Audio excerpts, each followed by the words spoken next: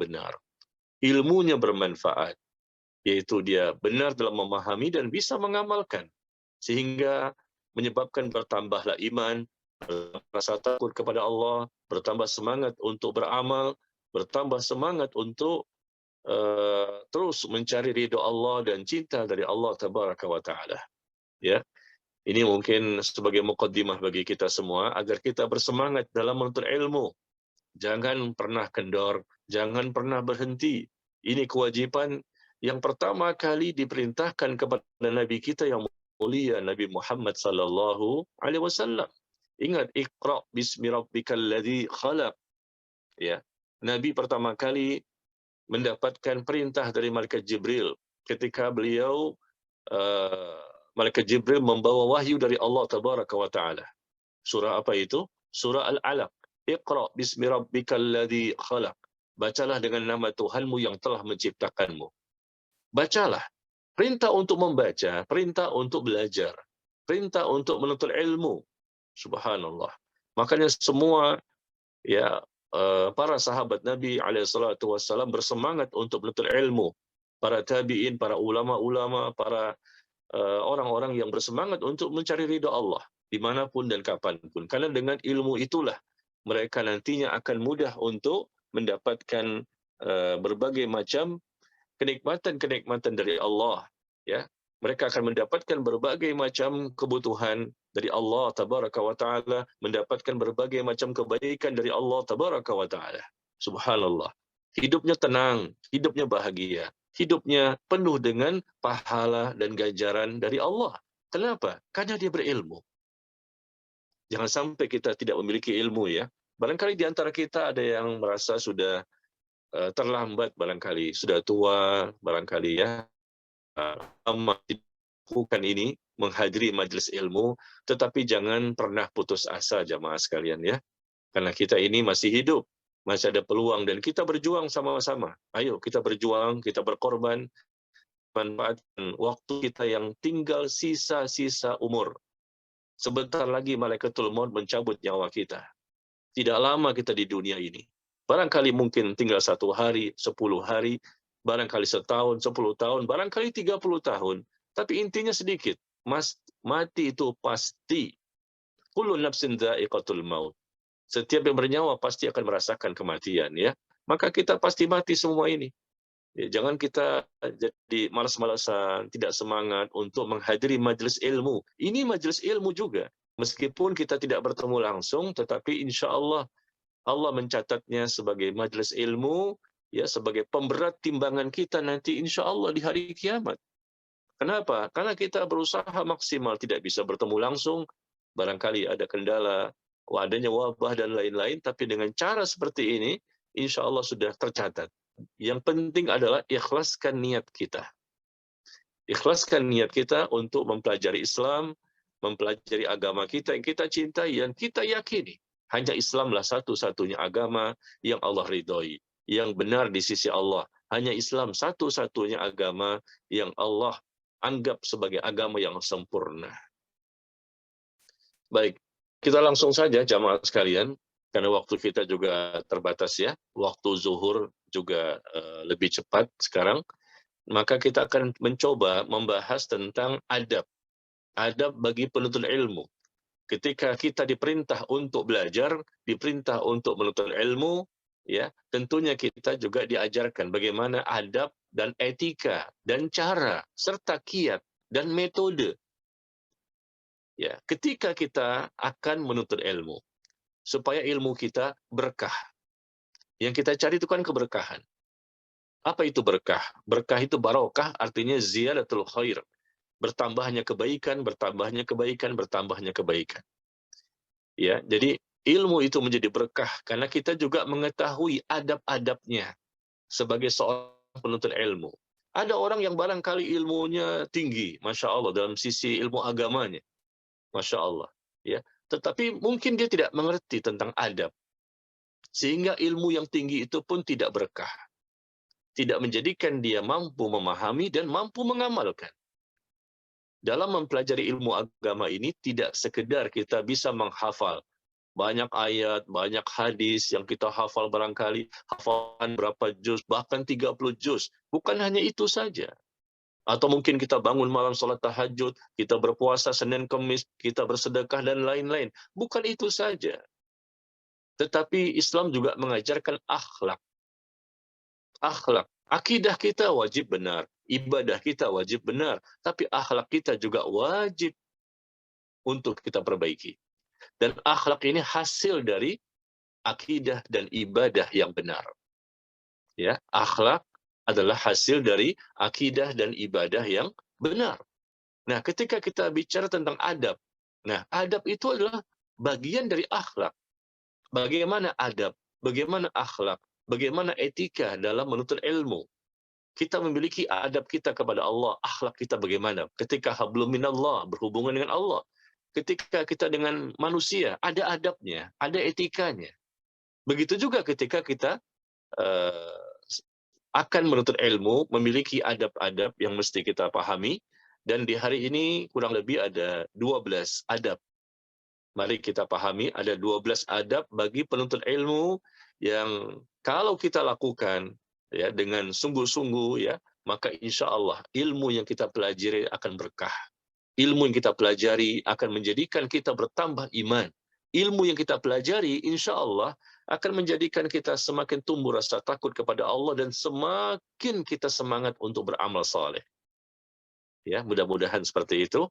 Nah, perhatikan jamaah sekalian, ada 12 adab bagi penuntut ilmu ya. Yang pertama,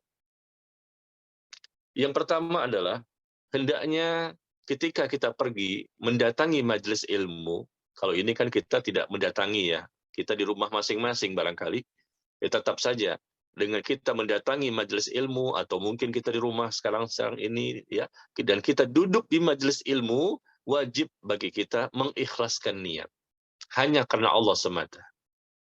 Ini pertama kali saya tekankan. Adab bagi penuntut ilmu.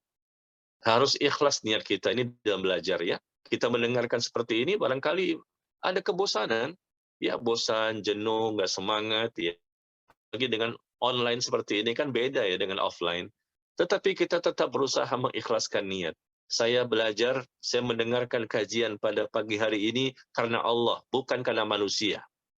Ya, saya mendengarkan kajian pada pagi hari ini karena saya ingin melaksanakan perintah dari Allah dan Nabi-Nya Sallallahu Alaihi Wasallam, bukan karena ingin dipuji manusia, bukan riya, bukan sum'ah, bukan ujub, bukan sombong atau tujuan lainnya. Ya, ini yang pertama ya, jamaah sekalian, yang harus kita miliki. Di mana saja kita mendatangi majelis ilmu, di mana saja kita mendengarkan kajian-kajian, maka pada waktu itu kita ikhlaskan niat. Barang siapa yang tidak mengikhlaskan niatnya, maka tentunya tidak diterima ibadah yang dia lakukan. Dan menuntut ilmu ini ibadah. Jadi kita bertemu pada pagi hari ini, Bapak Ibu sekalian yang berbahagia. Di pagi hari ini kita bertemu, kita mendengarkan kajian. Sebetulnya kita sedang beribadah ini. Cuma ibadahnya bukan sholat, ibadahnya bukan puasa, ibadahnya bukan haji umroh. Tapi kita sedang beribadah, yaitu ibadah dalam bentuk yang lain. Ibadah dalam bentuk menuntut ilmu. Ini ibadah yang luar biasa. Ibadah yang mulia di sisi Allah. Semua para nabi dan rasul menuntut ilmu. Semua para sahabat nabi menuntut ilmu. Semua para ulama soleh dan solehah, orang bertakwa, semua menuntut ilmu. Seorang mukmin seperti ini. Ya, selalu mereka berusaha menuntut ilmu ya berkaitan dengan apa? Berkaitan dengan agamanya. Ya, jadi ikhlaskan niat, dan semakin ikhlas niat kita, semakin bagus kualitas keikhlasan kita, insya Allah, Allah pun semakin memberikan hidayah kepada kita dan memberikan tambahan-tambahan taufik. Allah semakin tambahkan kemudahan-kemudahan dalam kita menuntut ilmu dan mampu memahami serta mengamalkan ilmu. Ya. Dan kalau seandainya tujuannya riya, tujuannya ingin dipuji oleh orang lain, ya ingin dunia sifat dapatkan sesuatu yang sifatnya dari manusia, ingin ketenaran, populer dan lain-lain lah ya namanya untuk dunia, bukan karena Allah dia belajar. Maka na'udzubillah, Nabi sallallahu alaihi wasallam mengingatkan, man ta'allama ilman bimma yabtaghu bihi wajhullahi azza wajal. Barang siapa, kata Nabi, yang dia menuntut ilmu yang seharusnya ditujukan untuk meraih wajah Allah, ikhlas karena Allah semata, tetapi ternyata dia menuntut ilmu dalam rangka untuk meraih kenikmatan dunia. Kenikmatan dunia yang sedikit, ya. Ternyata itu tujuannya. Maka kata Nabi, lam yajid alfal jannah yaumal qiyamah. Dia tidak akan mencium aroma wanginya surga nanti pada hari kiamat. Tidak akan mencium aroma wanginya surga nanti pada hari kiamat. Gara-gara menuntut ilmu, ternyata bukan tujuannya ikhlas karena Allah. Jangankan masuk surga, mencium aromanya saja tidak. Padahal aroma wanginya surga itu bisa tercium sejauh puluhan tahun perjalanan. Sebelum masuk surga sudah tercium aroma itu. Dan orang yang ternyata tidak ikhlas dalam menuntut ilmu, maka dia tidak akan mendapatkan kesempatan mendapatkan nikmat seperti itu, ya. Nauzubillah min dzalik. Jadi intinya itu. Perginya dan duduknya seorang penuntut ilmu wajib ikhlas karena Allah, ya. Tidak ada riya, sum'ah dan lain-lain. Yang kedua, jamaah sekalian, adab bagi penuntut ilmu adalah hendaknya dia berdoa kepada Allah. Hendaknya berdoa kepada Allah sebelum dimulainya majlis ilmu. Sebelum dimulainya kajian. Masing-masing, ya, bukan secara bersama-sama. Masing-masing kita berdoa, ya. Saya berdoa dan Anda juga berdoa masing-masing sebelum dimulai acara ini. Ya, atau mungkin di masjid mana mungkin, ya, atau di tempat yang lain, ya. Maka kita hendaknya setelah datang di majelis ilmu itu, ya, kita berdoa.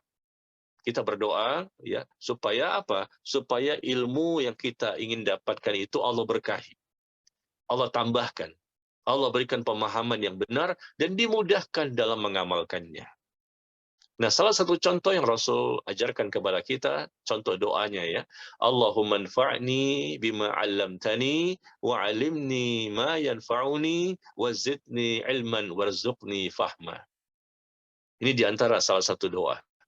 Allah manfa'ni bima 'allamtani. Allah berikan kepadaku manfaat atas apa yang telah Engkau ajarkan kepadaku.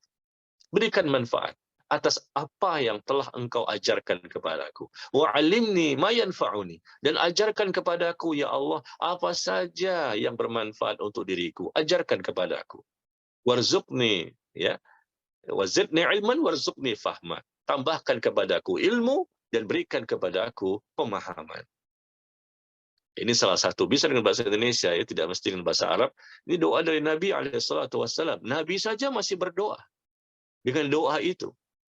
Allah manfa'ni bima 'allamtani, ya Allah berikan manfaat kepadaku atas ilmu yang telah Engkau ajarkan. Manfaat. Ilmu itu bisa kita pahami, kita amalkan, kita dakwahkan. Wa 'allimni ma yanfa'uni. Ajarkan kepadaku, ya Allah, apa saja ilmu yang bermanfaat untuk diriku, yang bermanfaat. Subhanallah. Tambahkan ilmu pemahaman. Ini langkah kedua, ya, adab. Ini adab yang hendaknya kita lakukan agar kita sebagai penuntut ilmu, ya, mendapatkan berbagai macam kebaikan-kebaikan. Mohon maaf jamaah sekalian, kalau kita datang ke masjid, ya, barangkali yang hadir itu 100 orang, barangkali 1.000 orang, barangkali 5.000 orang yang mendengarkan kajian, barangkali sebanyak itu, ya. Tetapi di antara semua yang hadir, bisa jadi tidak semuanya mendapatkan keberkahan dari Allah. Tidak semuanya memiliki pahala yang besar dari Allah. Ada yang mungkin dapat pahala, ada yang mungkin tidak dapat pahala. Ya. Kalaupun dapat pahala, pahalanya pun berbeda-beda satu dengan yang lain. Nah, inilah. Jadi makanya kita lihat apa penyebabnya. Ternyata penyebabnya karena mereka tidak semuanya mengamalkan adab penuntut ilmu. Ya. Seperti orang sholat. Banyak orang yang sholat di masjid. Ramai sekali di masjid, ya, berjamaah. Tapi tidak semuanya yang mendapatkan pahala. Ada yang mendapatkan pahala, ada yang tidak. Kalaupun ada yang mendapatkan pahala, tidak semuanya sama dalam pahalanya. Meskipun mereka sama-sama ruku, sama-sama sujud, sama-sama berdiri, ya. Tetapi pahalanya berbeda. Kenapa? Karena adabnya mereka tidak semuanya sama. adab ketika sedang mendirikan sholat. Punya adab, punya tata cara, ya bagaimana kiat melakukan ibadah sholat yang benar. Nah, demikian. Jadi, sekali lagi, yang pertama, ikhlaskan niat kita. Yang kedua, hendaknya kita berdoa. Karena kita akan beribadah ini. Ibadah dalam bentuk menuntut ilmu. Kita berdoa agar ilmu kita diberkahi. Yaitu dengan cara ditambahkan ilmu, diberikan pemahaman yang benar, dan dimudahkan dalam mengamalkan ilmu tersebut. Ya. Nah, kemudian yang ketiga, jamaah sekalian. Adab yang ketiga bagi penuntut ilmu adalah hendaknya bersegera datang ke majelis ilmu dan tidak terlambat. Bersegera datang ke majelis ilmu tidak terlambat ya, dan datangnya terlebih dahulu sebelum ustadznya. Ya seperti itu. Kalau kita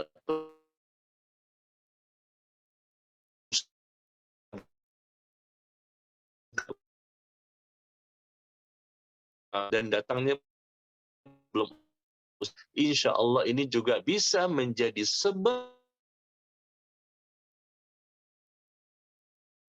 tidak datang di masjid, ya karena kajiannya mungkin di masjid atau mungkin di rumah atau secara online seperti ini. Mohon maaf ya, jangan tersinggung ya.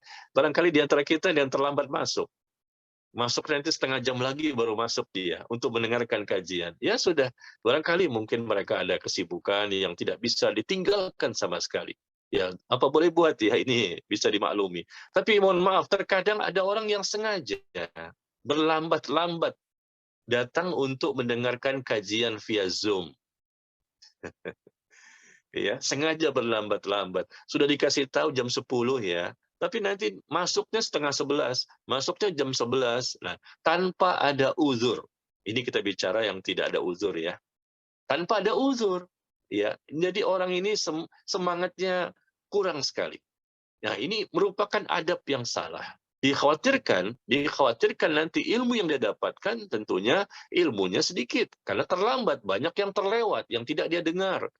Dan dikhawatirkan juga nanti pahalanya berkurang. Dan dikhawatirkan juga nanti ilmunya kurang berkah. Ya, mari kita amalkan ini, bersegera datang ke majelis ilmu, ya, dan tidak terlambat. Dan kita tahu jamnya berapa. Begitu juga ustadznya, nggak boleh terlambat. Sama saja, ya. Jangan sampai jamaahnya saja yang dibicarakan, ya. Kadang-kadang ada juga ya ustadznya yang suka terlambat. Ya, bukan karena ada uzur tapi sengaja menggampang-gampangkan. Dan itu keliru juga. Ustadz bukannya malaikat ya, mereka manusia dan mereka mesti juga diingatkan, didakwahi. Ya kadang-kadang ada jamaah yang suka komplain karena ternyata ustadznya suka terlambat, ya, suka datang terlambat dan ternyata itu rutinitas, bukan sekali waktu, istiqomah. Istiqomah dalam keterlambatannya. Nah, itu nggak boleh. Berarti ustadz ini lupa barangkali dan bagi seorang pengajar. Ya, penuntut ilmunya sudah datang, lengkap, sudah hadir, lama menunggu. Subhanallah. Nah, ini perlu diingatkan juga dan didakwahi mereka. Baik. Jadi, pertama ikhlaskan niat, yang kedua adalah kita berusaha untuk berdoa ya agar Allah berkahi ilmu kita, yang ketiga majelis ilmu. Yang keempat adalah apabila majelis ilmu itu ada di masjid, maka sebelum duduk di masjid, hendaknya bersegera mengerjakan sholat tahiyatul masjid. Ya, jangan dulu, kecuali sedang haid boleh datang. Ya, selama memang dia yakin tidak akan mengotor masjid dengan mungkin darah yang akan menetes dan lain-lain, dia yakin sudah dibalut, ya, diberikan sesuatu sehingga tidak akan tertumpah darah haidnya. Selama itu aman, tidak masalah. Yang dilarang oleh Allah dan Rasul-Nya untuk wanita haid hanyalah mereka tidak boleh sholat, mereka tidak boleh puasa, dan mereka tidak boleh berhubungan dengan pasangan hidupnya, suami istri ini. Kemudian mereka juga tidak boleh untuk tawaf, mengelilingi Ka'bah. Karena syaratnya harus bersih. Ya. Adapun wanita haid datang ke masjid, misalnya untuk mendengarkan kajian boleh. Dan tentunya mereka tidak mengerjakan sholat tahiyatul masjid. Ya.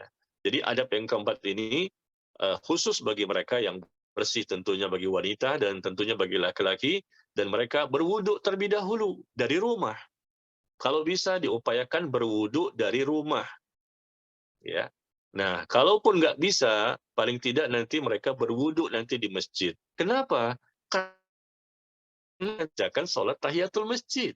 Mohon maaf ya, banyak jamaah kita ini kaum muslimin yang lupa barangkali. Ya, atau mungkin mereka ingat, tapi kan ini sunnah, Pak Ustadz. Ini kan nggak wajib. Memang tidak wajib, hanya sunnah. Tetapi sunnah yang sangat ditekankan oleh Rasul Sallallahu Alaihi Wasallam. Ingat hadis tentang masalah ini, ketika Nabi Sallallahu Alaihi Wasallam sedang menyampaikan khutbah Jumat, tiba-tiba sahabat langsung duduk, ya. Karena dia merasa terlambat, datang terlambat karena Rasul sudah menyampaikan khutbah, sehingga langsung duduk saja. Maka Nabi menyampaikan kepada sahabat tersebut yang langsung duduk, "Idza dakhala ahadukumul masjid fala yajlis hatta yusalliya rak'atain." Kata Nabi SAW kepada sahabat tersebut, apabila salah seorang di antara kalian masuk masjid, maka jangan dia duduk terlebih dahulu sampai dia kerjakan salat sunnah 2 rakaat. Bayangkan, mendengarkan khutbah itu wajib. Mendengarkan khutbah itu wajib, tidak boleh ditinggalkan. Ya. Tetapi Rasul tetap menyuruh sahabat itu untuk sholat sunnah tahiyatul masjid. Baru setelah itu mendengarkan khutbah beliau. Ya, ini menunjukkan bahwa sangat ditekankan meskipun derajatnya tidak sampai wajib ya. Nah, maka kalau bisa ya tadi kan datangnya sebelum kajian. Sebelum kajian kita sempat sholat dulu, ya. Kalaupun terlambat, mungkin jalanan macet, mungkin apa ya uzur yang bisa diterima, ya sudahlah. Berarti datang ke masjid, ustadznya barangkali sudah mulai kajian, tapi tetap kita upayakan mencari tempat yang bisa kita untuk sholat sunnah 2 rakaat dan jangan berpanjang-panjang. Cukup kita baca Al-Fatihah saja cukup ya. Jangan pakai tambah lagi surat yang lain, ayat yang lain ya. Dipercepat karena kita ingin mendengarkan kajian di masjid. Ya. Kemudian yang kelima. Yang kelima, adab bagi penuntut ilmu, yaitu jika bercampur, andai kata ya, bercampur di antara jamaah wanita dan pria. Ya, maka hendaknya diberikan pembatas. Diberikan pembatas atau adanya hijab, ada tirai ya, di antara mereka, antara wanita dan pria ini. Ya, jangan bercampur baur. Diadakan majelis ilmu di rumah, mau di gedung, di mana saja, ya upayakan terpisah mereka, yang laki-laki laki-laki, yang wanita wanita, ya dipisahkan tempatnya, dan lebih baik lagi ada hijab. So apa? Untuk menghindari fitnah, ya, untuk menghindari fitnah, dan ini merupakan suatu cara agar hati kita bersih, agar pandangan kita tidak terkotori oleh dosa. Ya. Atau kalau memang diadakan majelis ilmu yang khusus untuk wanita, ya bisa saja. Berarti nggak ada laki-lakinya di situ, khusus wanita. Nah, tentunya di sini tidak pakai hijab, ya, tidak pakai hijab karena mereka semuanya jamaahnya yang hadir adalah para wanita. Yang mungkin yang mengajarkan ustazah atau mungkin juga seorang ustadz ya. Tapi yang jelas kalau ada bercampur baur antara jamaah laki-laki dan wanita diupayakan dengan sangat untuk adanya hijab. Ini suatu upaya untuk menjaga hati kita agar hati kita bersih dan tidak terkotori oleh dosa-dosa. Ya, membayangkan sesuatu, melihat sesuatu yang bisa mendatangkan dosa, fitnah dari hawa nafsu, adanya bisikan dari syaitan ya.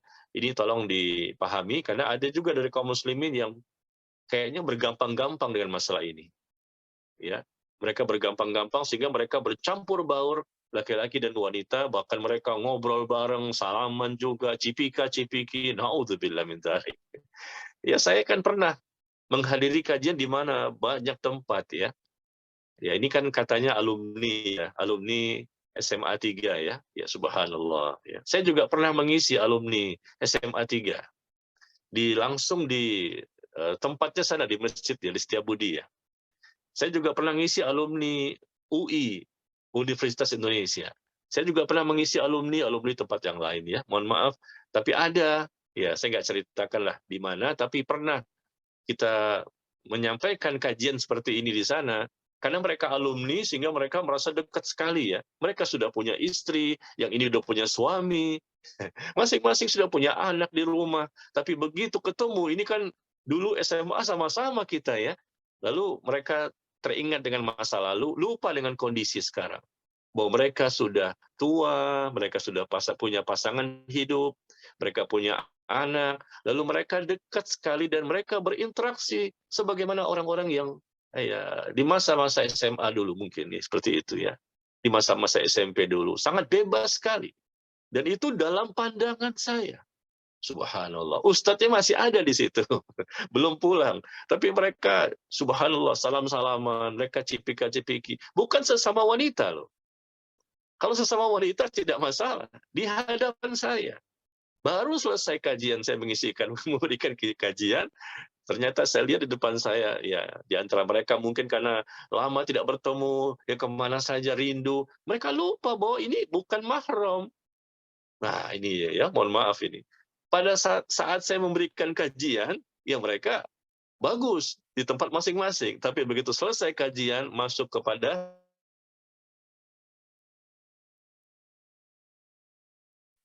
saya bengong ya, berpikir, loh tadi baru dikasih tahu.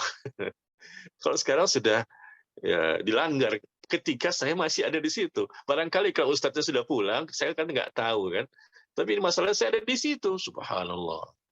Nah, ini kita ingin memperbaiki diri kita, subhanallah. Jangan seperti itu ya. Jangan sampai seperti itu karena ini apalagi saya rasa yang mendengarkan kajian ini juga sudah berumur ya. Kita sudah sama-sama tua, saya juga sudah tua, sudah punya anak ya. Dan makanya kita sama-sama lah berusaha maksimal untuk memperbaiki diri kita. Jangan lagi seperti dulu.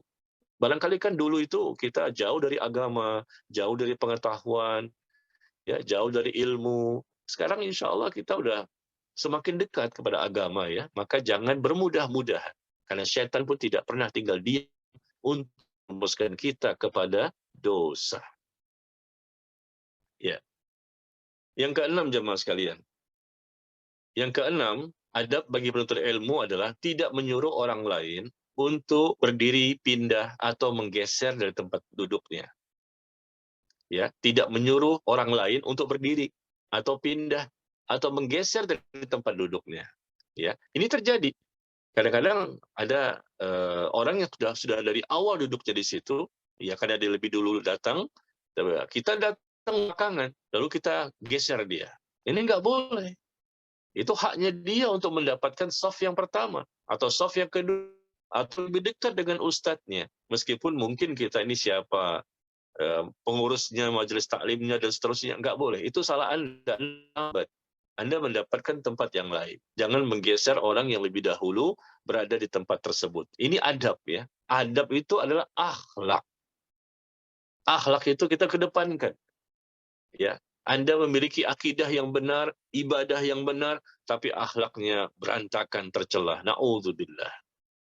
Dalam pandangan Allah ini tercela sekali. Dalam pandangan manusia apalagi. Seperti apa ini? Maaf ya, sudah berjilbab, ya, sudah berjenggot, barangkali dia sudah menunjukkan identitas keislamannya, dia sudah tutup auratnya, tapi akhlaknya tercela. Na'udzubillah.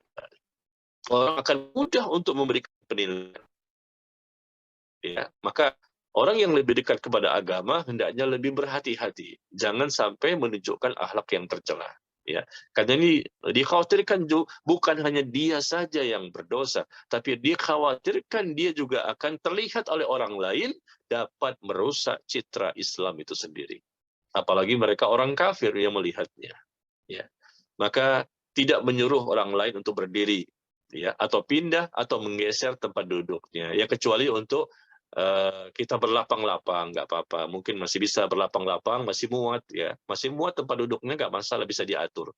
Ya, tapi kalau sudah nggak bisa menggeser, kalau sudah penuh ya, kita terlambat ya sudah, jangan disuruh orang lain untuk berdiri dan pindah ke tempat yang lain. Ya demikian ya. Ya kemudian yang ketujuh jemaah sekalian, semuanya ada 12 ya. Yang ada penuntut ilmu adalah tidak meletakkan tangan kiri ke belakang. Tidak meletakkan tangan kiri ke arah belakang, karena itu merupakan perilaku kaum yang dimurkai, yaitu orang-orang Yahudi. Tangan kiri ini tidak diletakkan di belakang. Kadang-kadang kan kita suka duduknya ke belakang dengan kedua tangan kita kan. Dengan kedua telapak tangan ini kita ke belakang kan. Karena enak mungkin barangkali kita capek. Dengan kedua telapak tangan boleh.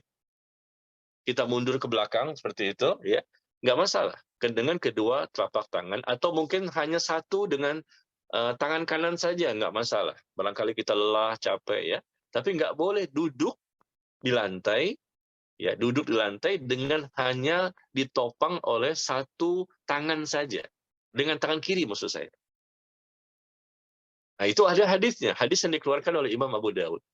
Tidak boleh kita meletakkan tangan kiri kita ke arah belakang, ya. Karena ini kata Nabi SAW, perilaku kaum yang dimurkai, yaitu orang-orang Yahudi, suka mempraktekkan hal seperti ini. Bayangkan nih, adab. Rasul tidak inginkan kaum muslimin memiliki adab yang tercela. Rasul inginkan kaum muslimin memiliki adab yang mulia. Sampai-sampai duduk pun diatur. Begitu lengkapnya agama ini. Memang agama Islam agama yang sempurna. Subhanallah, diatur. Masalah-masalah kecil diatur. Lengkap, detail, rinci. Dalam Al-Quran ada, di hadis ada, buatan atau perkataan dari para sahabat ada. Menjadi contoh bagi kita, ya. Jadi ketika kita duduk, mendengarkan kajian, atau mungkin bukan mendengarkan kajian, barangkali kita sedang berbicara dengan seseorang. Mungkin bapak-bapak, ya, kita sama-sama ke masjid. Nah, di masjid kan kita bertemu dengan teman-teman kita ngobrol, kita tanpa kita sadari barangkali kita menyenderkan tangan kiri kita ke belakang. Hanya satu tangan saja. Itu nggak boleh. Ya, meskipun bukan sedang menghadiri majelis ilmu, hanya sekedar ngobrol saja. Karena cara duduk seperti ini kata Nabi adalah cara duduk yang menyerupai perilaku kaum yang dimurkai. Ya, demikian. Ini adab. Kemudian yang ke-8, adab bagi penuntut ilmu, ya, hanya mereka mendekat, berusaha untuk mendekat kepada ustadznya saat mereka menghadiri kajian. Ya, berusaha untuk mendekat, semakin dekat. Ini maksudnya untuk ikhwan, ya, untuk laki-laki tentunya. Bagi ibu-ibu kan di belakang, ya, biasa kan begitu posisinya, ikhwan di depan, ibu-ibu di belakang. Ya, ibu-ibu jangan sampai semakin mendekat kepada narasumber. Karena apa? Narasumbernya seorang ustadz. Ya, kecuali kalau memang itu kajian khusus untuk para wanita yang mengajarnya pun seorang wanita, ustazah, ya. Maka semua jamaahnya mendekat. Jangan jauh-jauh. Ini adab. Jangan sampai kita melanggar adab ini, karena nanti ilmunya nggak berkah. Rasul menyuruh demikian ketika ibadah sholat Jumat juga. Rasul menyuruh untuk jamaah sholat Jumat mendekat kepada khatib. Mendekat kepada khatib yang menyampaikan khutbah. Ya, semakin besar pahalanya, semakin berkah ilmunya, semakin banyak kebaikannya, semakin banyak pahalanya. Dan tentunya insya Allah akan semakin mudah memahami. Ya, meskipun ada mic, suaranya mungkin besar, tapi tetap dianjurkan sangat untuk mendekat, merapat ke depan bersama ustadznya. Nah, ini kadang-kadang kita lihat, ya, di tempat-tempat yang lain, mohon maaf, ya, karena kita bicara yang benar, kita juga bicara yang salah, ya. Kadang-kadang, ya, di masjid lah, Bang, ya, sang ustadz itu berada di tengah-tengah, ya, di tengah-tengah masjid, barangkali menyampaikan kajian, lalu kemudian jamaahnya, ya, cari senderan. Cari senderan di mana ada tiang, di mana ada dinding, ya, mereka sender, selonjoran, kakinya pun ke depan. Subhanallah, ustadznya tidak nyender. Ya, adabnya yang tidak mereka ketahui, atau mungkin mereka sengaja untuk melanggar. Wallahu a'lam bishawab. Seharusnya mereka mendekat. Para sahabat Nabi SAW ketika Rasul menyampaikan sesuatu, mereka semuanya mendekat, berlomba-lomba untuk mendekat, mendengarkan apa yang Rasulullah sampaikan. Ketika khutbah, ketika ceramah, ketika ngisi kajian, sahabat mendekat. Karena itulah adabnya. Bukan berpencar-pencar. Yang satu tiang sana, satu tiang sini, yang satu di depan dinding, barangkali satu lagi di depan yang lain, ya. Berpencar-pencar jauh dari ustadznya. Ini bukan adab bagi penuntut ilmu. Makanya di mana saya mengajar, ketika saya datang ke masjid atau di tempat yang lain, eh, ketika saya lihat memang jamaahnya berpencar-pencar, bagi ikhwan barangkali yang mungkin jamaahnya akhwat di belakang, maka saya segera menghimbau mereka, mohon maaf kepada seluruh ikhwan, bapak-bapak, untuk mendekat kepada saya. Ayo, mendekat kepada saya. Jangan jauh-jauh dari ustadznya. Karena ini adab. Adab bagi penuntut ilmu. Yang Rasul perintahkan kepada jamaah dimanapun mereka berada. Hendaknya mereka mendekat kepada narasumbernya. Ya, banyak manfaat yang mereka peroleh. Insya Allah mereka lebih fokus, lebih konsentrasi, lebih serius. Mereka akan lebih mudah memahami apa yang disampaikan. Ya, dan insya Allah karena dia mengamalkan sunnah Rasul, tentunya insya Allah mereka juga akan mendapatkan pahala yang lebih besar. Ya, demikian. Lalu kemudian yang kesembilan, jamaah sekalian, yang kesembilan, adab bagi penuntut ilmu. Hendaknya mencatat ilmu yang diajarkan. Ya, hendaknya mencatat ilmu yang diajarkan agar tidak mudah hilang, agar tidak mudah lupa. Karena bisa jadi, ya kita ini apalagi sudah berumur, bisa jadi mudah lupa. Yang muda saja bisa lupa, apalagi yang sudah tua. Maka Rasul mengatakan, qaidul ilma bil kitab. Ikatlah ilmu itu dengan tulisan. Nabi memerintahkan, ikat ilmu itu dengan tulisan. Maka kita menulis apa yang disampaikan, di mana saja kita belajar, di mana saja kita menghadiri majelis ilmu. Sehingga kita bisa baca kembali nanti ketika di rumah. Kita baca lagi, ya, kita ulang lagi, kita amalkan, ya, kita bisa juga share, sampaikan ke suami, sampaikan ke istri, sampaikan ke anak di rumah, atau ke teman-teman yang lain. Subhanallah. Nah, catat. Nah, hari ini, pas kajian hari ini, Bapak Ibu barangkali catatannya tidak banyak ya, karena saya sudah share tadi. Saya sendiri sudah menulis ya ringkasan tentang 12 adab bagi penuntut ilmu. Ya, tadi admin sudah mengirimkan itu catatannya, ya, dan itu insya Allah sudah bisa dimiliki, bisa di copy paste ya. Jadi insya Allah ini memudahkan saja supaya Bapak Ibu bisa langsung membaca kembali. Karena saya khawatirkan kalau apa yang saya sampaikan kemudian ditulis oleh Bapak Ibu nanti ada yang tertinggal, ada yang kurang, tertinggal ya. Nah, maka saya saja menulisnya, saya tulis semuanya 12 adab, saya sudah share, sudah kirim ke admin, dan admin pun tadi sudah mengirimkan ke grup ya. Nah, mudah-mudahan semuanya bisa membaca ya. Alhamdulillah. Jadi mungkin tinggal dilengkapi saja ya. Dilengkapi saja contoh-contohnya atau dalil-dalilnya ya, demikian. Nah, hendaknya mencatat ya. Jangan, mohon maaf, ini saya banyak maafnya nih. Karena ini banyak sekali yang kita saksikan di masyarakat tentang adab penuntut ilmu ini banyak yang melanggar. Saya nggak tahu Bapak Ibu ya, mudah-mudahan tidak termasuk ya. Tapi yang ini kita saksikan di masyarakat. Ya Allah, ya banyak sekali yang datang, duduk, diam, dengar, pulang. 1 jam mereka mendengarkan. Datang, duduk, diam, dengar, pulang. Setelah sampai di rumah ditanya, gimana tadi? Bagus Ustadznya. Apa yang disampaikan? Bagus Ustadznya. Yang disampaikan apa? Bagus Ustadznya. Loh, dia lupa sudah. Nggak mampu untuk menyampaikan kembali. Subhanallah ya. Berarti nggak, ya gimana manfaatnya? Ya, ilmunya berarti kurang keberkahannya. Padahal kalau dia catat, kalau seperti ini kan ada kiriman artikel. Enak kan? Tapi kalau kita di masjid kan nggak ada kiriman artikel. Kiriman artikel yang dibawa atau disampaikan oleh ustadznya. Mau tidak mau, jamaahnya yang mencatat. Ya. Lalu mereka bertanya, apa yang mereka belum pahami dari catatan itu. Ya. Maka upayakan. Mungkin dengan membawa buku, dengan pulpennya, atau mungkin bisa dicatat lewat handphone. Ya, ini sebagai salah satu upaya kita supaya ilmu yang kita dapatkan tidak hilang. Ya. Kemudian yang ke-10, adab penuntut ilmu yang ke-10 ya, yaitu ketika bertanya di suatu majelis ilmu, ya ketika dibuka sesi tanya jawab, maka lakukanlah adab-adab bertanya. Nah, ini adab bertanya yang benar dan diantaranya dengan bahasa yang sopan, ya, dengan bahasa yang lembut dan tidak mengandung suatu penghinaan serta kemarahan dan tidak mengadu domba dan lain-lain.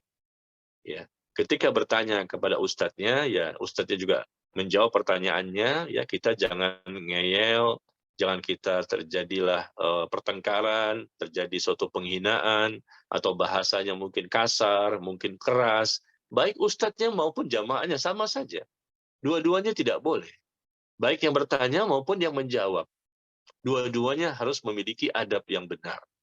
Ya, jangan dia emosi, jangan marah, hendaknya sabar, lemah lembut. Barangkali ada suatu jawaban-jawaban yang barangkali belum diterima, belum dipahami, atau bertentangan dengan apa yang dia pahami selama ini. Coba dipelajari lagi, coba didiskusikan lagi, ya. Karena kita sifatnya kan sama-sama belajar, kita sama-sama mencari kebenaran, ya, punya adab. Jangan sampai kita menyalahi adab. Ya, kalau kita tidak setuju ya sudah, nanti coba tanyakan lagi ke ustadz yang lain. Barangkali ada jawaban yang lain yang ternyata lebih memuaskan kita, lebih banyak dalilnya dan seterusnya. Ya, ini adab ketika bertanya dalam suatu majelis ilmu. Apakah di sosial media seperti ini lewat Zoom, apakah nanti di masjid langsung atau tempat yang lain, ya. Demikian. Apakah dengan kertas? Ya mungkin silakan bertanya, kirimkan kertas ke depan, dikumpulkan kertasnya, atau barangkali ustadznya mengatakan silakan bertanya langsung dengan mic, ya silakan. Ya itu tapi dengan cara yang benar, ya dengan cara yang elegan, dengan sopan dan seterusnya. Yang ke-11 jamaah sekalian. Nah, yang ke-11 ini panjang ini penjelasannya. Silakan lihat di catatannya, ya. Di nomor 11, adab bagi penuntut ilmu. Hendaknya bersikap tenang, tidak seradak seruduk, ya.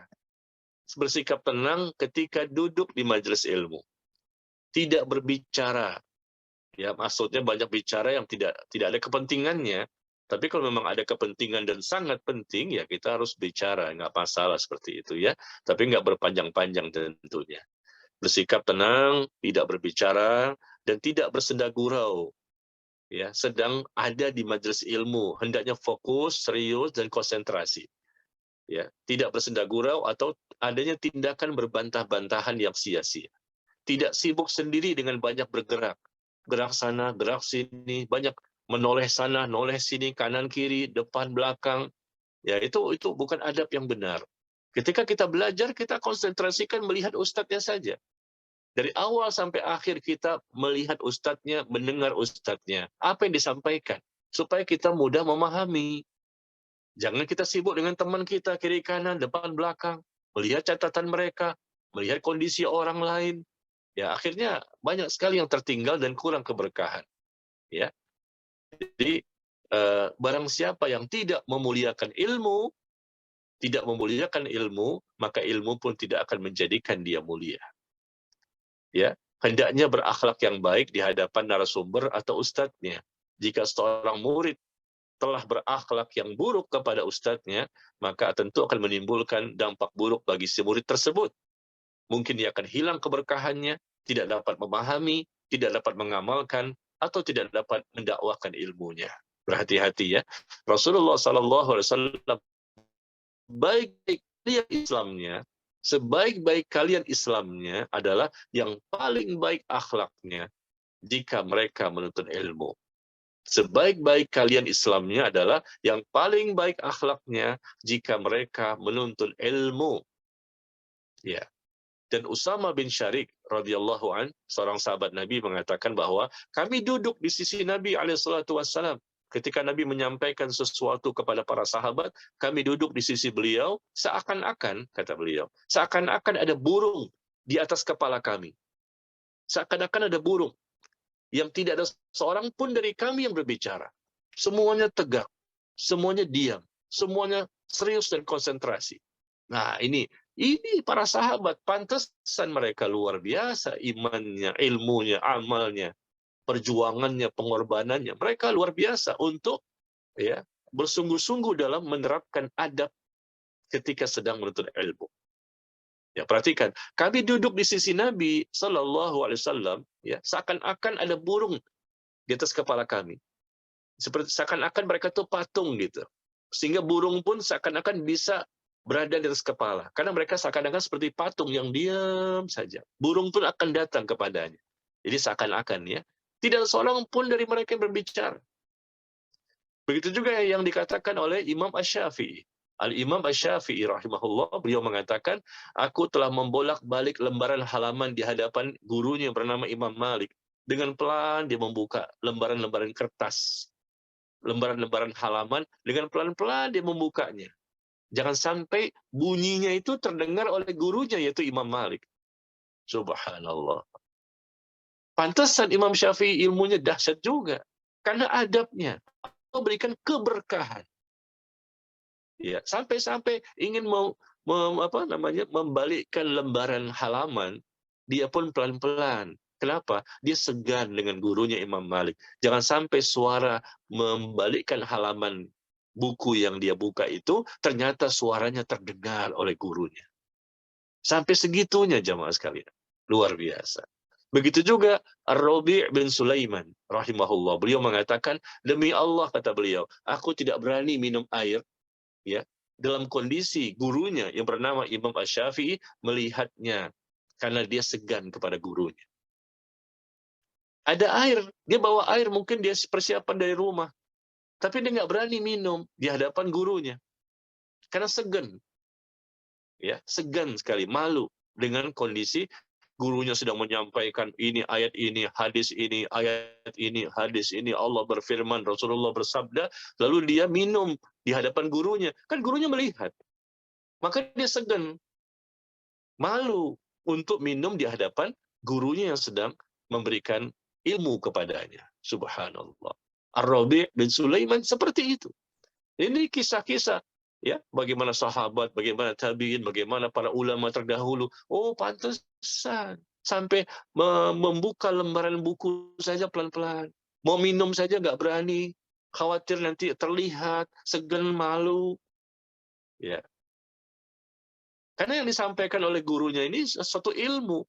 Jangan sampai dia terlihat seakan-akan sebagai orang yang kurang serius gitu maksudnya. Maka jamaah sekalian, ketika kita menghadiri majelis ilmu, jangan sekedar kita bermain HP, ya, banyak menguap. Kadang-kadang nguapnya banyak banget tuh. Ya. Tapi ketika selesai kajian, hilang rasa ngantuknya. Hilang. Ketika selesai kajian, nggak lagi ada rasa ngantuk. Ya mungkin juga seperti ini jamaah yang sedang mendengarkan via Zoom ya. Ketika mendengarkan apa yang saya sampaikan mungkin ngantuk ya, mungkin sambil rebahan, sambil tidur-tiduran, sambil makan, sambil ngobrol segala macam, mungkin seperti itu. Tapi begitu selesai kajian, melek lagi, semangat lagi. Nah ini dikhawatirkan kurang berkah nanti. Jangan main-main HP, jangan kita banyak menguap, duduk bersender. Ya, ketika kajian berlangsung, maka jangan duduk bersender. Atau mungkin dia tidur, atau sibuk motret, menjulurkan kaki, ya, atau memberikan komentar-komentar. Ketika Ustadz sedang menjelaskan komentar ini, subhanallah, ini berarti kurang adab. Atau mungkin maaf sambil makan dan minum, sibuk bagi-bagi permen, atau tujuannya hanya ingin berdagang. Ini pernah saya alami, Bapak Ibu, makanya saya bisa menyampaikan. Ketika saya menyampaikan masjid, jamaah di depan saya, bukan jauh-jauh. Mereka sibuk membagi permen. Saya tegur mereka, ya, nggak boleh saya katakan demikian. Saya sedang menyampaikan Allah berfirman, Rasul bersabda, Allah berfirman, Rasul bersabda. Mereka sibuk bagi-bagi permen. Ini terjadi berkali-kali di beberapa masjid yang saya mengajar padanya. Jadi ternyata ini banyak nggak diketahui oleh kaum muslimin ya. Mereka datang, ya semangat, duduk paling depan, tapi subhanallah terlihat kan di depan saya, mereka sibuk membagi permen dan mereka makan dan minum di depan saya. Ini kan berarti bisa mengurangi konsentrasi dan kurang menghargai ustadznya, ya, kurang memuliakan ustadznya. Mereka makan, minum, angkat kaki ke atas, apalagi mungkin sambil merokok barangkali. Ada yang seperti itu, ada. Sambil merokok, angkat kaki, makan, minum, bagi-bagi permen. Subhanallah, ini kita sedang bukan membicarakan berbicara sesuatu tentang kehidupan kita, dunia kita. Kita sedang bicara agama ini. Tentunya kalau masalah dunia saja kita ada adabnya kan, apalagi kita sedang bicara agama. Ya, seakan-akan mohon maaf mereka kurang memuliakan dan menghargai ustadznya. jauh-jauh datang berjam-jam, jalan macet, pulang macet, pergi macet, menyampaikan juga di situ mereka perlu persiapan dulu, nggak langsung ceramah. Mereka persiapkan dulu artikelnya bagaimana, bagaimana ayat, bagaimana hadisnya, sampai di sana mereka kurang kurang apa? Memberikan penghargaan. Apalagi bukan sekitar ustadznya saja, mereka kurang memberikan penghargaan kepada ayat Allah yang sedang dibacakan kepada mereka. Mereka kurang menghargai hadis Rasul yang sedang disampaikan kepada mereka. Itu lebih dahsyat lagi, ya, bentuk kesalahannya. Bukan semata-mata ustadznya. Oh, ini ustadznya minta dihargai, ya. Mungkin dia ini apa? Gila penghargaan. Bukan begitu. Bukan gila penghargaan, bukan gila kehormatan, tapi memang seperti ini adab kepada siapapun. Ya, apalagi saya katakan tadi, Allah berfirman, kita bacakan hadis Rasul bersabda, tidak menghargai ya firman Allah tersebut. Bagi sedangkan seorang muslim ketika mendengarkan firman Allah itu mereka konsentrasi. Ya, ini firman Allah, ini bukan perkataan manusia. Ketika mereka mendengarkan Rasul bersabda dibacakan oleh orang lain, mereka konsentrasi. Itu sikap seorang muslim yang berakhlakul karimah, akhlak yang mulia, adab. Hasil dari ilmu adalah adab. Kalau ilmunya benar, hasil dari akidah adalah adab. Kalau akidahnya benar, hasil dari ibadah adalah adab, akhlak. Kalau ibadahnya benar. Ya, demikian ya. Nah, maka kita mencoba, subhanallah, untuk memperbaiki diri kita. Dan kalau kita lihat lagi cerita satu lagi, ada Ahmad bin Sinan. Ahmad bin Sinan rahimahullah, beliau berkata bahwa tidak ada yang berbicara di majelisnya Abdurrahman bin Mahdi. Ini kejadian dulu ya, selama sudah berapa abad yang lalu. Ada ulama yang hadir, maka tidak ada jamaah yang berbicara. Dan bahkan tidak ada pensil yang diraut. Tidak ada pensil yang diraut. Ya, ini penuntut ilmunya kan datang untuk mencatat. Dan mereka sudah raut pensilnya sebelum datang. Jadi ketika ulama sedang menyampaikan kajian, nggak ada yang meraut pensil pada waktu itu, karena akan terdengar suaranya. Dan bahkan kata beliau, tidak seorang pun yang tersenyum. Dahsyat. Di mana kita dapatkan hal seperti ini? Tidak ada yang berbicara, tidak ada pensil yang diraut, tidak seorang pun yang tersenyum, tidak seorang pun yang berdiri. Ya, seolah-olah di atas kepala mereka itu ada burung. Diam, hening semua. Diam. Ya, dan seolah-olah mereka sedang sholat, seakan-akan sedang sholat, padahal bukan sedang sholat, mendengarkan kajian dari ulama tersebut. Apabila dia melihat salah seorang di antara mereka tersenyum, perhatikan ibu, bapak, ini Al-Imam Abdurrahman bin Mahdi rahimahullah. Apabila beliau melihat ada jamaahnya gitu, sedang tersenyum, sedang bercakap-cakap, maka dia pun segera memakai sendalnya dan keluar meninggalkan majelis itu. Bayangkan gurunya seperti itu. Kalau gurunya melihat jamaahnya ada yang tertawa, tersenyum saja atau bercakap-cakap, dia tinggalkan majelisnya. Masya Allah. Dan jamaahnya ketakutan. Kalau ulama ini pergi, nggak jadi ngajar. Makanya mereka diam semua, karena mereka butuh dengan ilmu ulama tersebut. Kalau saat ini dipraktekkan oleh saya datang ke satu masjid atau tempat lain di kantor, mungkin di rumah, lalu saya lihat ada jamaahnya yang sedang ketawa-tawa, bercakap-cakap, udah saya tinggalkan, saya pulang. Barangkali jamaahnya mengatakan, ya sudah, pulang-pulang aja. Emang gua pikirin. Barangkali jamaahnya ngomong gitu ya. Emang gua pikirin, Ustaz pulang-pulang aja, nggak masalah. Tapi di zaman itu, subhanallah, ya, di zaman orang yang lagi haus-hausnya semangatnya menuntut ilmu ya, mereka ketakutan kalau seandainya ulama ini pulang. Maka mereka betul-betul menjaga adabnya. Ketahuan saja atau bercakap-cakap, si ulama ini Abdurrahman bin Mahdi rahimahullah, beliau langsung mengambil sendalnya dan beliau langsung keluar. Subhanallah. Maaf, saya menyampaikan ini bukan berlebih-lebihan ya, tapi inilah bagaimana kita ceritakan masa dahulu adanya suatu kondisi yang dahsyat. Bagaimana mereka menghargai ilmu, mereka memuliakan ilmu, dan mereka menghargai orang yang menyampaikan ilmunya. Ya, subhanallah. Mudah-mudahan kita bisa mengikuti mereka ya. Dan yang terakhir Bapak Ibu, sebelum kita buka sesi tanya jawab, yang terakhir adalah adab bagi penuntut ilmu, ya hendaknya kita berselawat kepada Nabi SAW dan membaca doa penutup majlis ketika kajian sudah selesai. Ya, kita berselawat kepada Nabi SAW dan membaca doa kafarat majlis ketika kajian sudah selesai. Jadi semuanya ini bukan sama-sama ya, masing-masing saja. Ustadznya membaca, jamaahnya juga membaca masing-masing. Yaitu membaca apa? Membaca salawat dan membaca doa kafarat majlis. Dan ini saya dapatkan ya menurut pengalaman saya di mana-mana ternyata memang banyak yang tidak mempraktekannya. Banyak sekali, apalagi terutama salawat tadi. Mungkin dia bacanya doa kafarat majelis, penutup majelis. Apa bacaannya, Bu, Bapak? Subhanakallahumma wa bihamdika asyhadu an la ilaha illa anta astaghfiruka wa atubu ilaik. Ya, ini doa kafarat majelis. Jadi setiap kita selesai majelis, sebelum kita berdiri untuk meninggalkan majelis tersebut, baca bacaan ini. Kata Nabi SAW, kalau kita baca bacaan ini sebelum kita berdiri di suatu majelis tersebut, maka kalau ada dosa-dosa kita lakukan pada waktu itu, Allah ampuni dosa-dosanya. Allah gugurkan dosa dengan sebab kita membaca doa penutup kajian, doa penutup majelis. Pendek ya, coba dihafalkan nanti. Subhanakallahumma wa bihamdika asyhadu an la ilaha illa anta astaghfiruka wa atubu ilaik. Baca ini sebelum kita ber. Dan sebelumnya apa? Kita baca salawat. Nah, baca salawat ini yang banyak yang tidak mempraktekannya. Kenapa perlu baca salawat, Ustaz?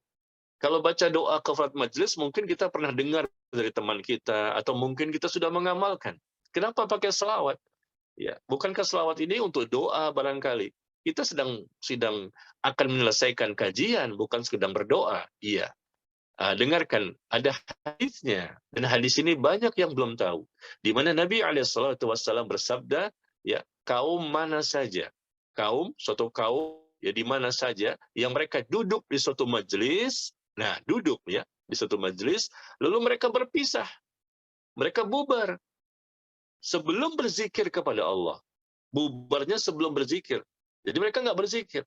Dan sebelum berselawat kepada Nabi SAW. Nah, mereka langsung begitu selesai kajian mereka pulang.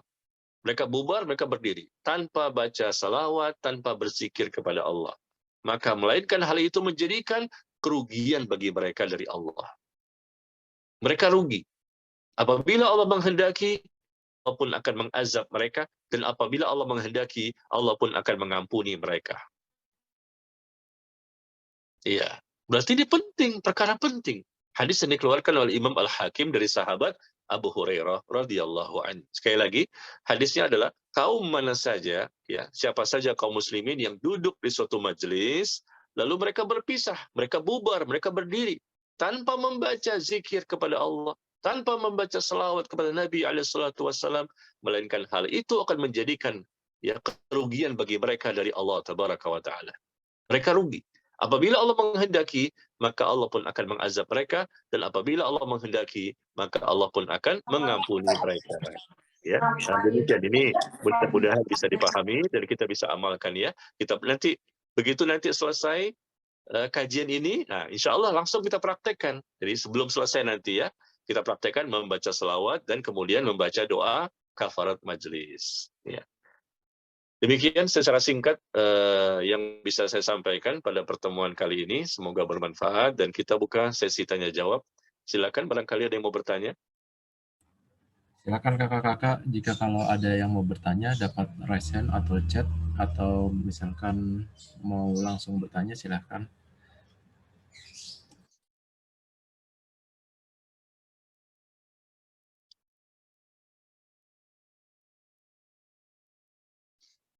Iya. Ada yang mau bertanya? Silakan.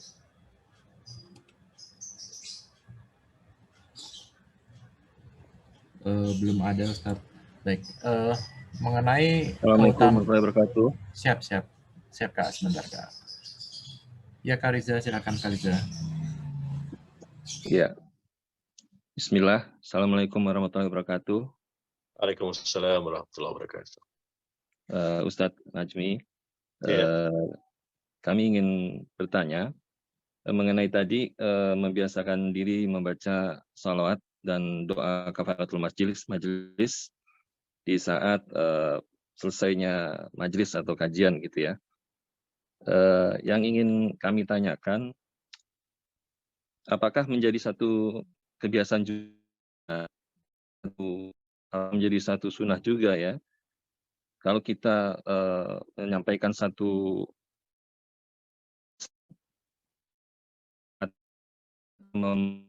tulisan di dalam atau WA group, itu kita juga jadi kita tutup ya dengan membaca doa mohon penjelasannya Ustaz. Jazakallah khairan. Kita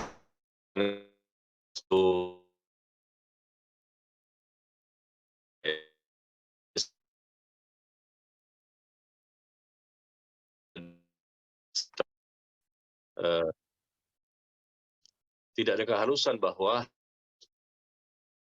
awal kita tutup dengan doa kafarat majelis.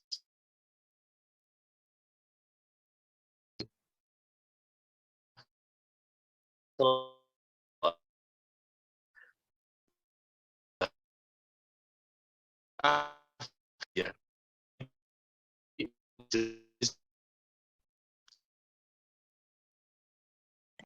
Suatu artikel, barangkali ada artikel yang bagus sekali, tulisan kita sendiri, atau mungkin tulisan orang lain. Lalu kita tulisan alamin, subhanakallah, dan seterusnya, maka tidak ada keharusan seperti itu. Tidak ada keharusan ya. Jadi kalau kita kirim saja artikel tersebut, tetapi kalaupun andai kata kita mau kita lakukan, silakan. Nggak masalah.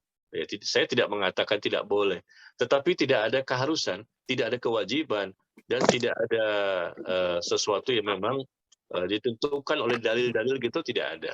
Oke, tapi kalau kita ingin menambahkan saja, mungkin artikel ini kita tulis, lalu kita tambahkan dengan selawat dan kafarat majelis, ya silakan saja, tidak masalah ya. Nah, jadi kita bedakan mana yang memang dianjurkan, disunnahkan, dan disyariatkan, yaitu pada waktu mengakhiri majelis ilmu. LCD-nya Adapun ketika ini bukan majelis ilmu, maka kita pun tahu memang boleh-boleh saja, tapi memang tidak ditekankan untuk dilakukan. Demikian, wallahu ta'ala a'lam. Temper glassnya nih banget. Ya. LCD-nya aman. Mungkin Kak Maya mau bertanya?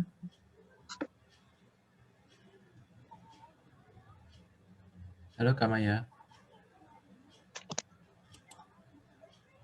Oke, kakak-kakak silakan kalau misalkan ada yang bertanya lagi.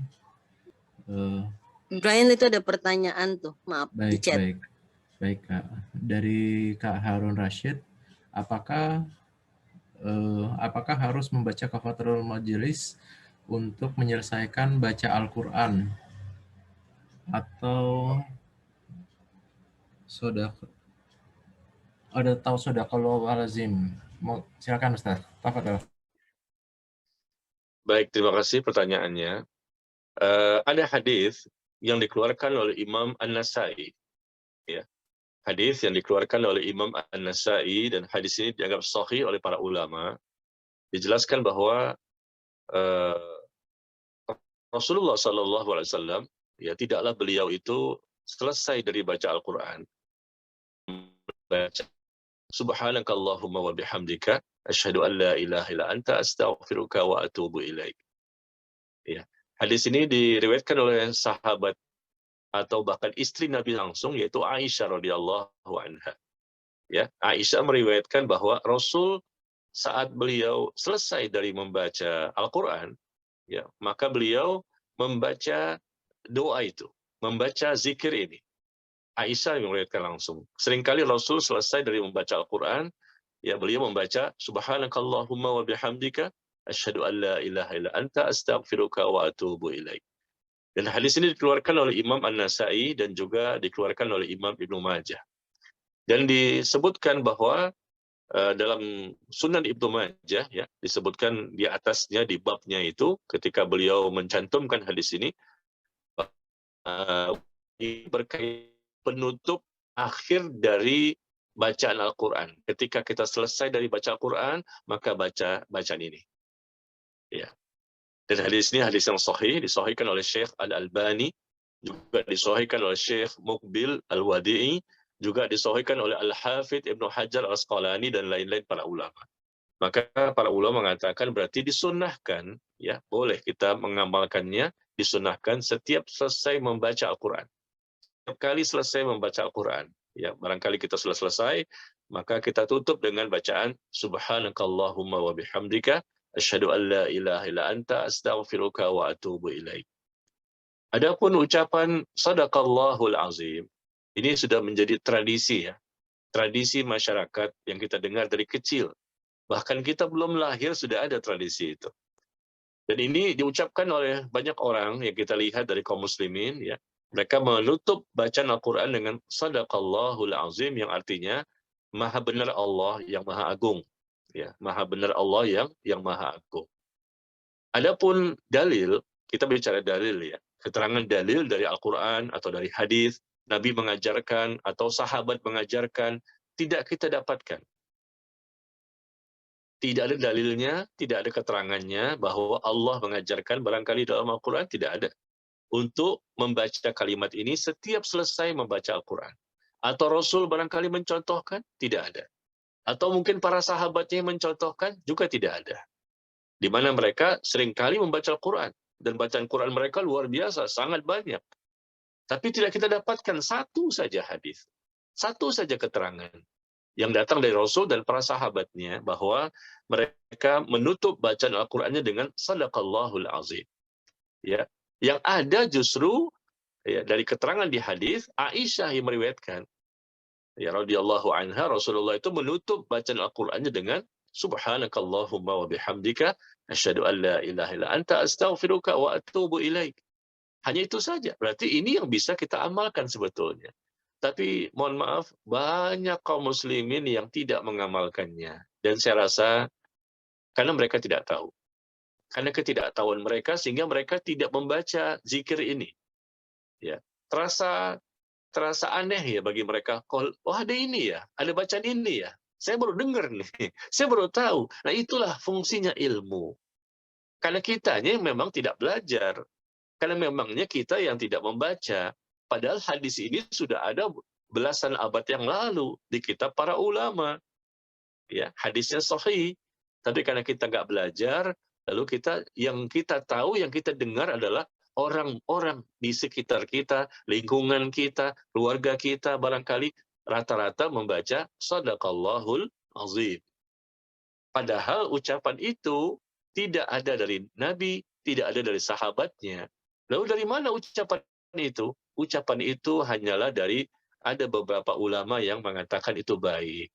Ya, ulama belakangan yang mengatakan ucapan itu ucapan yang baik yang bisa kita pergunakan sebagai bacaan untuk menutup bacaan Al-Quran. Ya, tolong bedakan ya. Yang satu berdasarkan hadis, yang satu hanya perkataan ulama. Bukan seluruh ulama, tapi ada ulama yang mengatakan ini kalimat yang baik yang bisa kita baca ya sebagai salah satu adab kata mereka. Selesai baca Quran, hendaknya baca ini. Nah, ini pendapat mereka, perkataan mereka. Tapi kalau kita mau lihat dalil ya dari hadis atau dari para sahabatnya, ternyata tidak ada. Nah, tentunya kita bisa memilah dan memilih kan. Kita mau ambil yang perkataan ulama ini yang mengatakan ini baik sebagai penutup bacaan Quran, atau kita mau ngambil hadis. Sebagai seorang muslim pasti dia memilih yang hadis selama hadis itu sahih. Karena ini yang diamalkan oleh Rasulullah dan para sahabatnya. Ya, keterangannya jelas.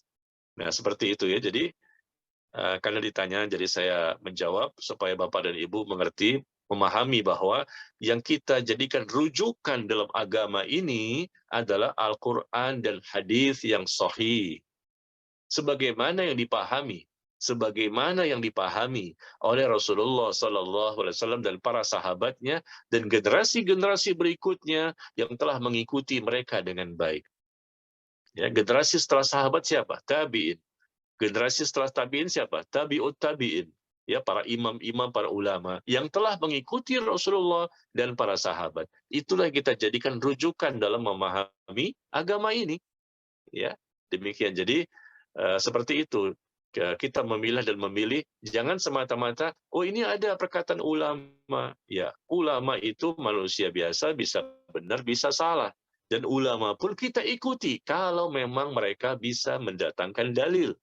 Dalil keterangan dari Allah dan Rasul, bagaimana Rasulullah, bagaimana para sahabat, ya, kita ikuti. Tapi selama mereka hanya mengatakan, menurut saya, ya ini satu hal yang baik. Itu kan menurut dia, ya dengan perasaannya, dengan logikanya, atau yang lainnya. Tapi yang jelas kalau sudah datang dalil, maka tentunya kita dahulukan dalil dibandingkan perkataan yang lain. Maka secara rutinitas, kapanpun kita baca Quran, maka kita tetap, ya, kita coba lestarikan ini, kita hidupkan sunnah ini yang banyak ditinggalkan oleh kaum muslimin. Yaitu kita tutup bacaan Quran kita dengan bacaan Subhanakallahumma wa bihamdika asyhadu an la ilaha illa anta astaghfiruka wa atubu ilaik. Ya, demikian. Allahu taala a'lam bishawab. Ustaz, ini ada pertanyaan yang terakhir dari Linda. Beliau menanyakan, jika kita datang ke suatu majelis ilmu, di sana banyak ibu-ibu membawa anak kecil yang dapat membuat ribut dan berisik, sehingga kita tidak mendengar kajian dengan konsentrasi yang tinggi, maka bagaimana hukumnya, Ustaz? Barakallahu fiik. Iya, inilah musibah ya. Jangankan majelis ilmu ya, lagi sholat kita di masjid bagi laki-laki, bapak-bapak ini yang merasakan ya, terutama maghrib dan isya ini, anak-anak luar biasa. Ya kalau subuh, zuhur, asar biasanya aman, biasanya. Tapi kalau sudah maghrib, isya, anak-anak luar biasa di masjid ya, mereka datang berjamaah, tapi banyak main-main, banyak teriak-teriak, sehingga mengganggu jamaah dan juga bisa mengganggu imam yang sedang membaca ayat Al-Quran. Jadi yang salah siapa? Yang salah yang bawa. Ya, bukan tidak boleh membawa anak-anak. Boleh membawa anak-anak, asalkan anak itu memang kita tahu bahwa anak ini diam, anteng, ya, bisa tenang, tidak mengganggu orang lain. Silakan dibawa. Karena mungkin bisa jadi anak itu nggak bisa ditinggal di rumah. Karena nggak ada yang jaga, takut terjadi sesuatu, ya sudah nggak apa-apa, dibawa saja. Dengan syarat tadi, si orang tua ini atau siapapun yang bawa anak tersebut bertanggung jawab. Dialah yang bertanggung jawab. Ya, kalau anak itu diam, anteng, tenang, ya tidak mengganggu, tidak masalah. Ya, karena dikhawatirkan juga ditinggal, tidak ada yang menjaganya. Tapi kalau memang dia tahu anak ini memang anak yang luar biasa, ya dia mungkin sangat aktif, ya, sangat aktif, sangat agresif, sangat gerak sana, gerak sini, ya, keluarkan suara yang teriak-teriak dan lain-lain, maka yang berdosa adalah yang membawanya. Tetap saya rasa itu mengganggu. Saya juga terganggu ketika menyampaikan itu. Orang lain pun terganggu yang mendengarkan kajian. Begitu juga ketika sholat di masjid. Kita sholat di masjid juga terganggu dengan suara-suara mereka bermain-main, bercanda-canda, teriak-teriak. Jadi yang ini bukan lagi sunnah, tapi dosa, haram hukumnya. Ya, karena mereka sudah membawa anak yang dapat mengganggu orang lain, maka mereka yang bertanggung jawab. Ketika mereka tidak bisa menenangkan anak tersebut, mereka pulang. Andai kata ya, tidak bisa menenangkan anak tersebut, mereka bawa pulang. Ya, tidak bisa, tidak boleh mereka ada di situ. Panitia akan mendatangi mereka, ya, dan minta, Pak, tolong anaknya ditertibkan ya. Tidak bisa juga, Pak, Bapak pulang saja. Bawa anak pulang dan Bapak juga pulang. Jangan sampai mengganggu yang lain. Ini puluhan orang, ratusan orang, mungkin ribuan orang yang datang itu pengen dapat ya suatu majelis yang tenang, yang hening, yang sunyi, yang bisa merasakan dahsyatnya majelis ilmu yang ya, mudah-mudahan bisa membuat mereka bertambah iman. Tapi dengan adanya anak tersebut otomatis bisa mengganggu ya. Maka sekali lagi yang membawa anak tersebut mungkin bapaknya, mungkin ibunya. Dia yang berdosa. Dan dosanya bukan dosa kecil, dosa besar. Karena banyak sekali orang yang mendapatkan mudarat, banyak sekali orang yang merasakan tidak nyaman dengan kehadiran anak tersebut. Maka bagaimana caranya? Mungkin jamaahnya yang menyampaikan nasihat kepada sang ibu atau sang bapak tadi yang membawa anaknya, atau mungkin panitia yang datang kepada bapak atau ibu tersebut untuk memberikan teguran, ya, dengan teguran yang sopan tentunya, dengan pelan-pelan, ya. Tapi kalau tidak berhasil, ya mereka diusir. Kadang-kadang mereka ngeyel juga. Mohon maaf, kita bukan keras, ya. Ini demi kebaikan jamaah yang lain, kesian. Dikasih tahu sekali nggak mau dengar, dua kali nggak mau dengar. Sedangkan anaknya terus mengganggu. Ya sudah, mereka ditindak dengan tindakan yang tegas demi kemaslahatan dan kebaikan jamaah yang lain. Ya, demikian Bapak Ibu, ya, mohon maaf sudah azan berkumandang ini. Ya, kita laki-laki mesti ke masjid, dan semoga apa yang kita bahas ini bermanfaat, ya, dan semoga Allah berkahi pertemuan kita. Jangan lupa kita masing-masing, ya, membaca selawat dan doa kafarat majelis, ya. Semoga bermanfaat. Wallahu taala a'lam bissawab. Wassallallahu ala nabiyyina Muhammad walhamdulillahi rabbil alamin. Subhanakallahumma wa bihamdika asyhadu an la ilaha illa anta astaghfiruka wa atubu ilaik. Assalamualaikum warahmatullahi wabarakatuh. Waalaikumsalam. Waalaikumsalam warahmatullahi wabarakatuh.